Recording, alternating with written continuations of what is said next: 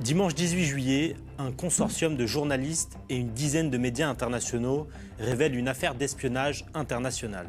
Plus de 50 000 personnes, avocats, journalistes, militants des droits de l'homme, représentants politiques, ont été victimes d'un logiciel espion nommé Pegasus. Il infecte les téléphones portables et en aspire toutes les données.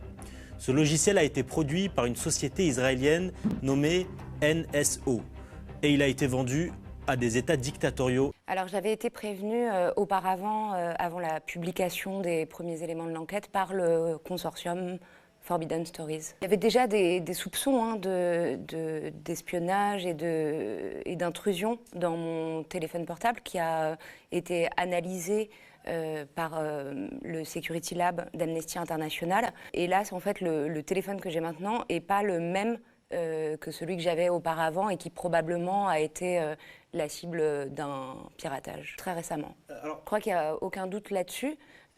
Parce que lors de mes reportages au Maroc, quand j'ai couvert le soulèvement populaire dans le Rif ou le procès des prisonniers politiques sahraouis de Gdeim Izik, je faisais déjà l'objet d'une surveillance physique et finalement cette surveillance électronique, elle est le prolongement de ces pratiques-là qui sont à la fois des pratiques d'intrusion, de viol de l'intimité, de cambriolage des données personnelles, mais qui sont aussi une façon de mettre en danger nos sources. Et ça, c'est la vraie entrave à notre travail, parce que moi, quand je travaille aujourd'hui sur le Maroc, j'ai toujours peur de faire courir des risques à mes interlocuteurs, à mes sources là-bas ou dans d'autres pays. Et je crois qu'il y a une dimension aussi d'intimidation dans ce genre de pratique, c'est poser un maximum d'entraves au travail des journalistes pour les empêcher d'aller sur des terrains que les régimes autoritaires voudraient nous interdire. Des filatures,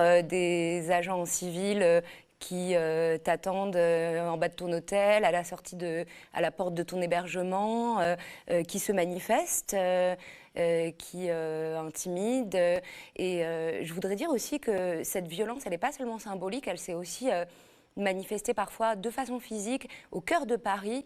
Voilà 2 ans, je participais à une conférence sur la liberté de la presse au Maroc avec un autre de mes confrères de l'Humanité, Hassan Zerouki. Et là, des séides du régime marocain sont arrivés au cri de « Vive le roi », ont coupé l'électricité et ont jeté des tables, des chaises sur les participants, s'en sont pris physiquement aux participants. Et tout ça sans la moindre réaction des autorités françaises. Et je crois qu'il faut souligner cette dimension-là aussi, c'est qu'il y a une complaisance envers le régime marocain, envers ses dérives dictatoriales, envers ses violations des droits humains qui ne seraient jamais acceptées de la part d'autres pays. Imagine s'il avait été révélé que des journalistes français étaient mis sous surveillance par la Chine ou par la Russie. Je crois que les réactions politiques auraient été d'un tout autre niveau. Pour l'instant, on a le porte-parole du gouvernement, Gabriel Attal, qui se dit choqué. Moi, il me semble que l'émoi de Gabriel Attal, il pèse pas bien lourd devant l'attaque frontale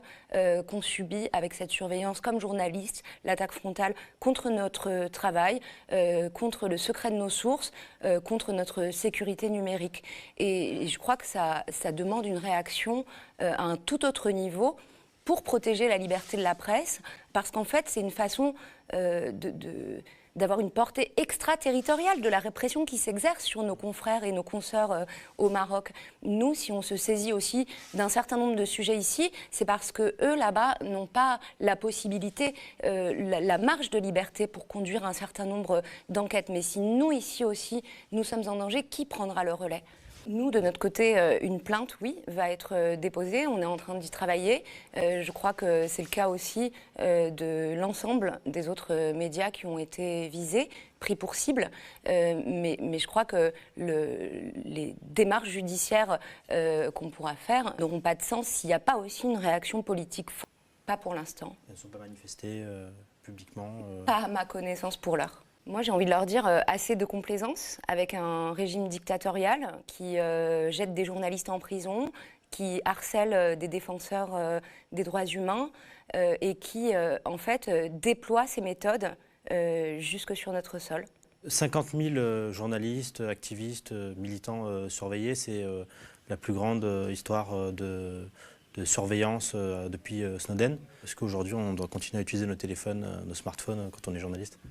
Moi, je suis assez tentée de revenir au téléphone coupé d'Internet, sans connexion. Je travaille déjà toujours avec des carnets plutôt que directement sur un ordinateur. Je crois que, en fait, les technologies qui sont aujourd'hui déployées pour surveiller sont si avancées qu'elles nous rendent extrêmement vulnérables. Donc il faut qu'on réfléchisse à la façon de se protéger comme journaliste et comme citoyen, mais être placé dans une situation permanente d'hypervigilance, c'est aussi une violence, c'est aussi de la tension, du temps, du stress, de la peur, et on devrait être libéré de ça pour pouvoir faire librement notre travail. En fait, il me semble que la question qui est posée ici pour les journalistes, elle est aussi posée pour tous les citoyens. Moi, je suis convaincue qu'on dispose aujourd'hui de technologies qui ont un très grand potentiel émancipateur, mais elles ont aussi un immense potentiel oppressif, et c'est aujourd'hui le chemin qui est en train d'être pris, et c'est un débat démocratique à avoir sur la maîtrise collective de ces technologies et tous les garde-fous qu'on doit poser pour éviter de glisser dans des systèmes comme ça de surveillance de masse qui sont ensuite utilisés à des fins répressives, aux fins aussi de réduire au silence les voix critiques, celles des journalistes, celles des défenseurs des droits humains, celles des opposants, des responsables politiques. Alors, il y a des failles, en fait. Ça avait été révélé, d'ailleurs, le premier scandale autour de ce logiciel Pegasus avait été révélé au travers d'une faille de WhatsApp. Et c'était par là que s'introduisait ce système de surveillance. Mais il y a d'autres failles qui existent, des failles de sécurité. Moi, je pense qu'il faut aussi qu'il n'y ait pas, enfin, qu'on ait un dispositif, des dispositifs légaux qui en fait ne permettent pas à des firmes de pouvoir s'affranchir des lois, de s'affranchir de la protection des données personnelles. Et là-dessus, il faut qu'on puisse avoir vraiment des garde-fous, disons, officiels, quoi, législatifs, légaux, pour pouvoir empêcher cette société, elle agit en toute légalité. Complètement. Elle vend ce logiciel d'espionnage à qui veut l'acheter, quoi. Donc il faudrait interdire ce genre de logiciel, interdire ce genre de société. Ben, en tout cas, au minimum, hein, il faut que les États interviennent, il faut que des poursuites soient engagées massivement contre ces méthodes. Et il faut qu'en tout cas, on pose des bornes et des limites à ces multinationales qui se pensent au-dessus des lois. Moi, j'ai absolument pas l'intention d'arrêter. J'ai jamais cédé à aucune espèce ni de menace, ni d'intimidation, ni de mise sous surveillance. Donc je vais continuer. Jusqu'ici, ça m'a pas empêché de continuer à faire mon travail. Je pense que c'est aussi un acte de résistance que de continuer. Évidemment, on est en train de regarder avec mon journal, mais aussi avec d'autres confrères, d'autres consoeurs, avec les syndicats de journalistes, avec les organisations de journalistes, à la façon dont on doit à l'avenir se protéger.